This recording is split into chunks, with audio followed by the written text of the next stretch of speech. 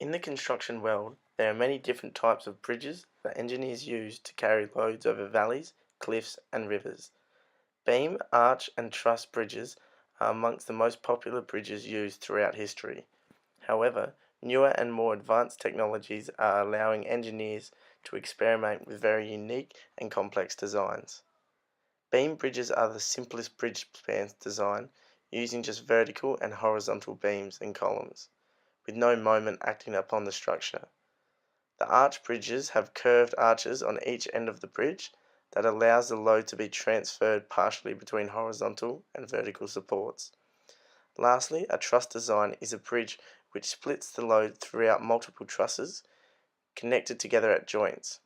They are generally in a triangular pattern, enhancing their strength.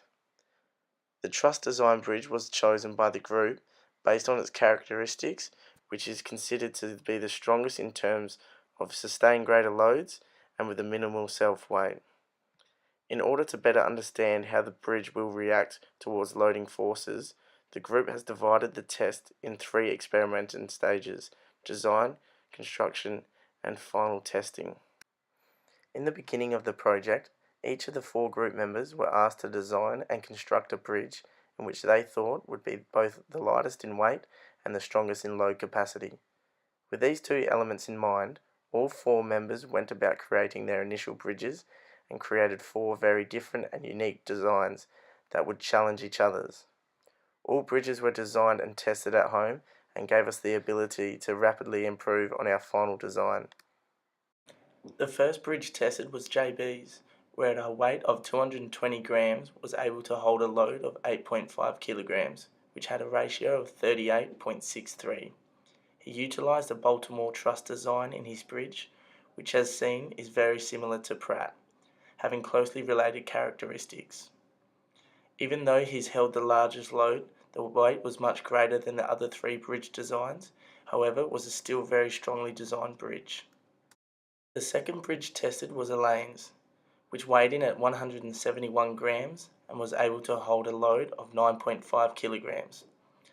The design she used was a triangular truss design, which used a 45-degree side supports. It was very compact with a ratio of 55.5. Looking at the test results, we came to the conclusion that it was the gluing stages that made the bridge fail. The third bridge tested was Ned's, where at a weight of 100 grams was able to hold a load of 3.5 kilograms, with a ratio of 35. His bridge was not specific in a certain design, yet was more the work of trial and error, and seeing which angles and connections would work best. It was mainly a truss design, however with somewhat random supports scattered throughout the design. The final bridge tested was Manuel's, who scored the greatest in overall specifications. He's weighed in at 160 grams and held a load of 14 kilograms, which resulted in an 87.5 ratio, which came a clear winner in overall performance.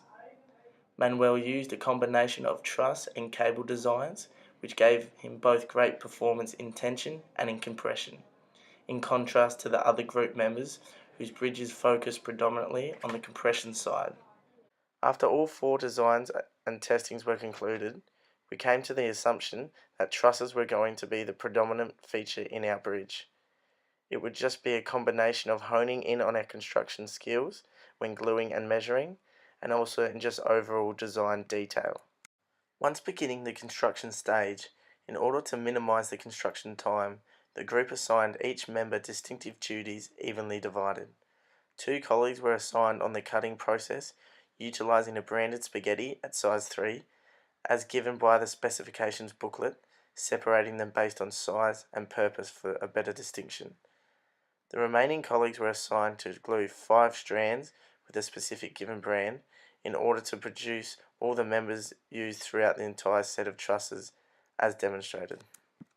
The choice of using 2 glued strands upon 3 glued strands have proven to maximize the strength of each truss due to the given triangular shape. We sketched the design onto a sheet of tracing paper prior to the construction stage, which allowed neater organisation and more precise measurements in order to have a smoother performance whilst assembling the bridge. Once all the members were assembled, The group had divided the building procedure by constructing each side individually, then joining both sides using trusses at the centre of the bridge and members throughout in order to allow for better stability whilst in compression. Once the bridge was built, the group decided to add Warren trusses underneath the deck at the base in order to enhance the compressive capacity of the bridge and the overall load.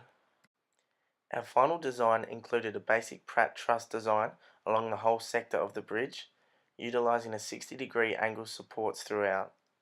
Utilizing this 60-degree angle increases the total strength as found through research, revealing a 60-degree angle is key within truss supports.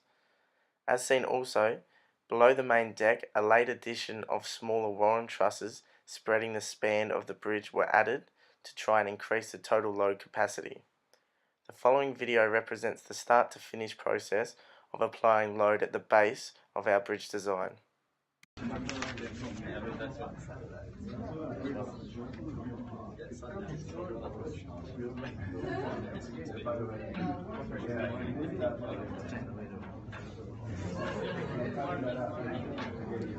So you guys are 19, right? Group 19? 6. Oh, 6. Come on, man, you got turn. So you are 19. Yeah, now it's gone. It's going? Yeah, slow down. Don't go too fast.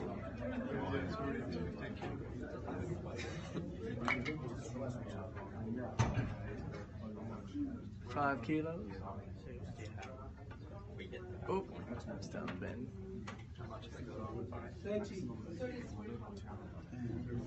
I heard a crack. 10 kilos. 10. Slow down. Slow down. Slow down. Go slow. Not so fast. Slow down, it's not going to make you stronger. So now you use Let up the glue the dry. maximum travel now, right? Can you still hold it? Yes? No? I hear it.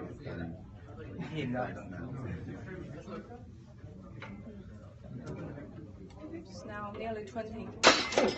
As seen in the video, the bridge was able to hold 15 kilograms of load pressure using a 136 gram bridge, giving the group a ratio of 110.29.